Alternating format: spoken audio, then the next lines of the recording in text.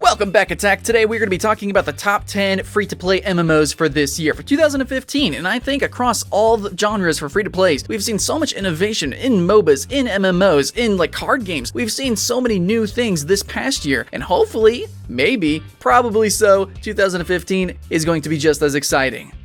This is our top 10 2015 free-to-play MMOs. Starting off the list, we got a game that is probably familiar to a lot of people who watch our other top 10s, and that's going to be Albion Online. This is a hardcore sandbox MMO that is social-driven, which means player-driven economy, and essentially the main game is just guild versus guild or player versus player warfare. You are attempting to, the end game is to create entire kingdoms, own entire territories. While yes, at the start of the game you are doing menial tasks like cutting down trees, skinning foxes, really all in all you're just building up your character and building up your guild, trying to make friends and creating a giant kingdom or destroying them. Second on the list, we have MapleStory 2, and keep in mind guys, even though if the game doesn't fully release this year, we should be able to at least play it, get our hands on it this year. And it's kind of hard not to want to at least try it, coming from the huge success that MapleStory was. And yes, it is notoriously grindy. MapleStory is also a very old game, but with number 2 and the change in art style direction, it being cube-based in 3D, it looks like it's really taking it into the next generation. And since it seems to be focused on a very casual kind of party game style of gameplay, it seems like this could be a great, just fun, casual MMO. And that's a little bit of some fresh air, I guess, compared to all these hardcore, very serious MMOs out there. So next up on the list, we have Echo of Soul, which admittedly is not too much of a departure from what we are accustomed to. It is still very usual in a lot of ways, but in some minute and small ways, it is kind of different. And it is those mechanical differences that make dungeoneering very fun. If you enjoy the challenges of dungeons, you're probably going to have a lot of fun with Echo of Soul. Mechanically, it reminds me a ton of World of Warcraft, but tactically in the dungeons, it reminds me of Guild Wars 2. So we're going to have to wait to see the end game to see if it actually stays in the spotlight or if it's going to fade away like so many other free-to-play MMOs. Alright, so next up on the list we have H1Z1, which is going to be an open-world sandbox survival game based around, well, zombies and player versus player. There is tons of crafting. You can do things like building different weapons, all the way up to like little forts and stuff like that. You can even set traps. It's actually pretty interesting. It is a survival game. You are trying to survive. It is kind of hardcore. If you die, you do lose your character. So keep that in mind, but this is one of the only games that you can get a truly unique experience for free. For no money down, you get a fight or flight experience that you're not going to get anywhere else.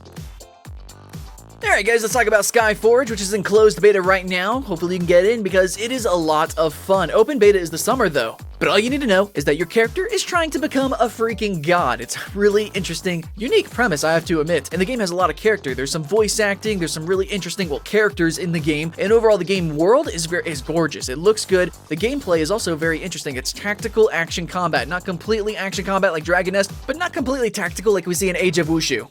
Just know it's a dungeon diver. It doesn't really have many open world elements to it. And it's mainly focused on endgame and PvP. And if that's your niche, you're gonna love Skyforge. And next up, we have EverQuest Next. It's kind of hard to see why we wouldn't put it on the list. I mean, it's from the hugely popular franchise EverQuest. It also has EverQuest Landmark as a sister game, which you can go and build different, worlds, different areas, dungeons, and then maybe even potentially have that stuff carry over into the main game. And if not, hey, you can always go have your friends play with you over there on your own little islands and stuff. But overall, it seems like there's a lot of depth and a lot of thought that's been put into this game. Yeah, it has a really different, artistic direction, but with that, it seems like it's going to be more action-based, and at least we can still believe that we are going to get a level of polish that we won't get in indie studios. And a new contender for our top 10 list is going to be added today, and that is Pyria Chronicles. This is an anime MMORPG sandbox game where you actually have a lot of theme park mechanics to it, except the players control said theme park mechanics. Players can create their own quests, dungeons, and areas, so I guess you can kind of compare it to EverQuest Landmark. Except this is going to be anime stylized, and I think stylistically and aesthetically this game is incredibly eye-catching and it looks gorgeous. A casual sandbox MMO? Sign me up, I think it's going to be a lot of fun and hopefully you join us there too. Okay guys, here's Lost Ark, and if you watched another one of our top 10s, you probably saw this game and were probably completely blown away because Lost Ark is looking amazing. It seems to be an action RPG that's truly realized as an MMORPG. It's got an open world explorable overworld, and it also has these really intricate and extremely awesome dungeons. Also, the class system, the abilities, the visceral combat, pretty much everything about Lost Ark, from the way it looks to how it physically plays, just seems really impactful. It seems like it's taking everything that we would want in a multiplayer dungeon diver in an action RPG, and it's taking it up another notch, another step.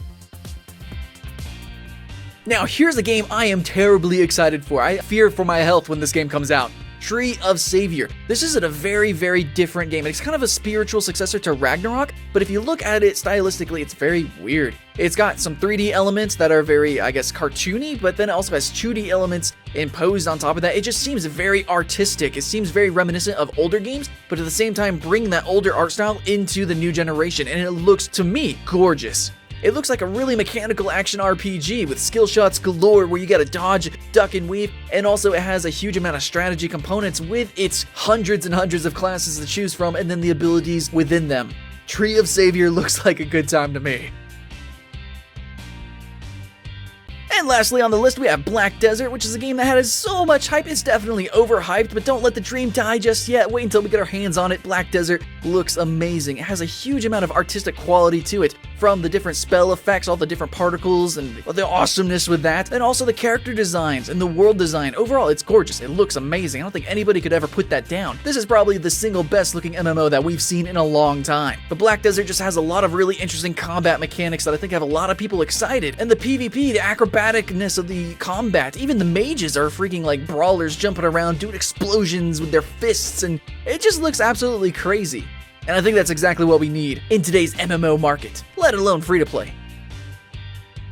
Alright, that was our top 10 2015 free-to-play MMOs, guys. What do you think about that? What games are you still playing? You know, what old free-to-play MMOs are you still playing? I know there's a bunch of you guys playing RuneScape still, but are you guys excited for the new games? Is this going to replace anything that's already on your gaming menu? Make sure to like and subscribe so that you can stay notified, and please come back, Attack. We love you guys. Thanks for watching. I'll see you again later. So thanks for watching. Be sure to leave this video a like, subscribe. You can find us on Twitter. _ Mark McDonald, NWC No one wants to hear that shit. No, they want to hear it. This is the first time they've made it all. Maybe they do. No one wants to hear it. Everyone's like, oh, that was a really cool video. And then at the end, they're like, you know don't forget to subscribe. And everyone's like, oh, come on. I tweet essentially to an open, empty room.